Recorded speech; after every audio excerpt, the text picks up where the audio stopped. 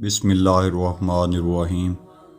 خلیفہ ثانی حضرت عمر فاروق رضی اللہ تعالیٰ عنہ نے 24 لاکھ مربع میل پر حکومت کی۔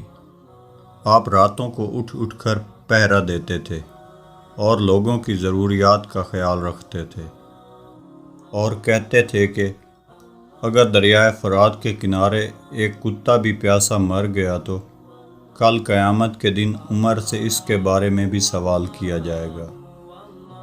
ایک دفعہ آپ رضی اللہ تعالیٰ عنہ دربار کا وقت ختم ہونے کے بعد گھر آئے اور کسی کام میں مصروف ہو گئے۔ اتنے میں ایک شخص آیا اور کہنے لگا کہ اے امیر المومنین، آپ فلاں شخص سے میرا حق دلوا دیجئے۔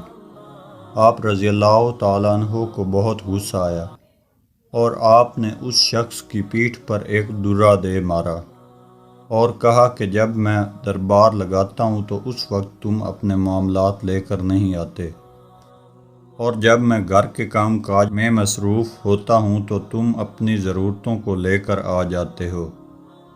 اس شخص کے جانے کے بعد آپ رضی اللہ تعالیٰ عنہ کو اپنی غلطی کا اندازہ ہوا تو بہت پریشان ہوئے اور اس شخص کو واپس بلوایا اور اس کے ہاتھ میں درہ دیا اور اپنی پیٹھ آگے کی کہ مجھے درہ مارو، میں نے تم سے زیادتی کی ہے۔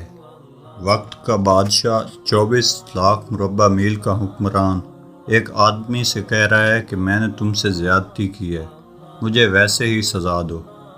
اس شخص نے کہا کہ اے امیر المومنین، میں نے آپ کو معاف کیا۔ آپ رضی اللہ تعالیٰ عنہ نے کہا کہ نہیں، کل قیامت کو مجھے اس کا جواب دینے پڑے گا۔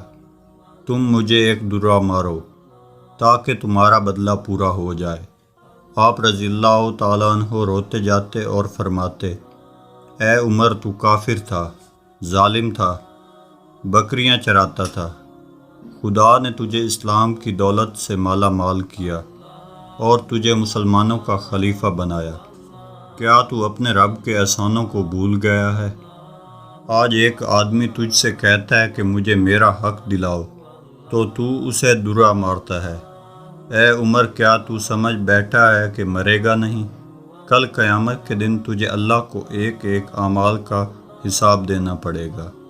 حضرت عمر رضی اللہ تعالیٰ عنہ اس بات کو دہراتے رہے اور بڑی دیر تک روتے رہے۔ اللہ تعالیٰ ہمیں سمجھنے اور عمل کرنے کی